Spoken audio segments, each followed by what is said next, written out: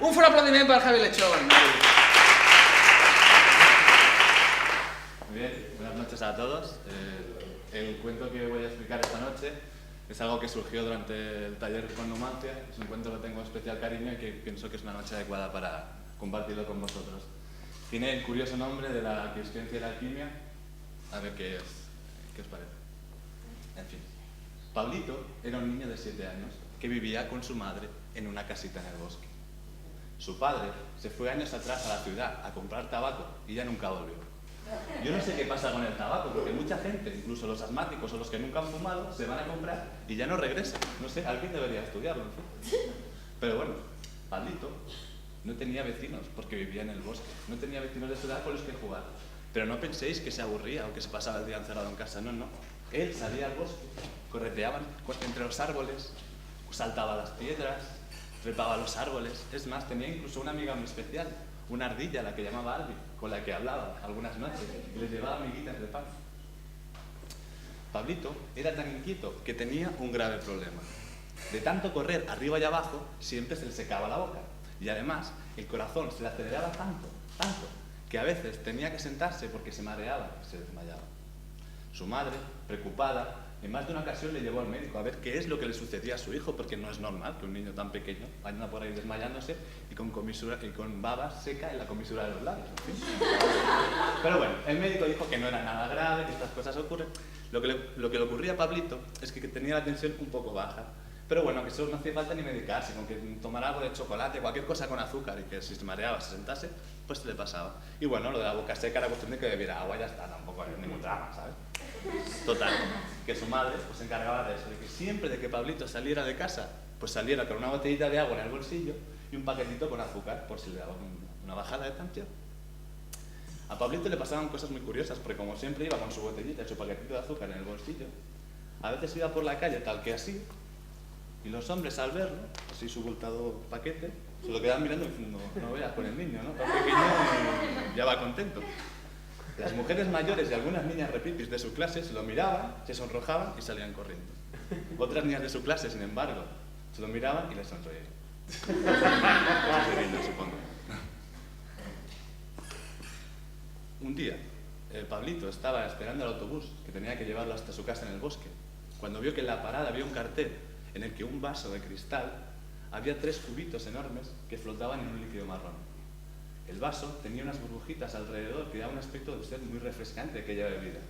Debajo de la imagen había unas letras así escritas con una tipografía un poco particular en las que se podía leer Coca-Cola, la sensación de vivir.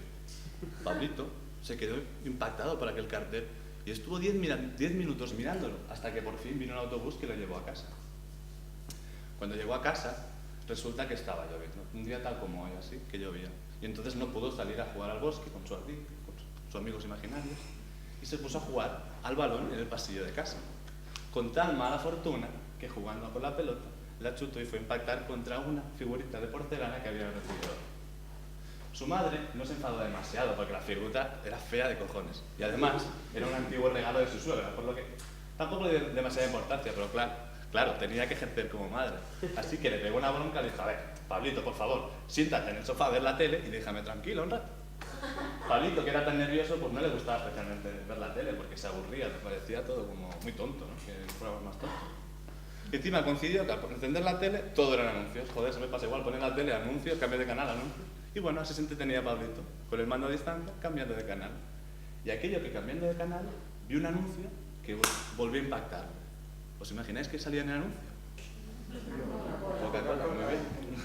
Allí estaba, una pareja, chico-chica, muy felices, muy guapos, los dos, cogiditos de la mano paseando por la playa. En un momento dado, se dan un beso, de repente sacan la lata de aquel refresco con la tipografía extraña, beben y nuevamente las letras. Coca-Cola, la sensación de vivir.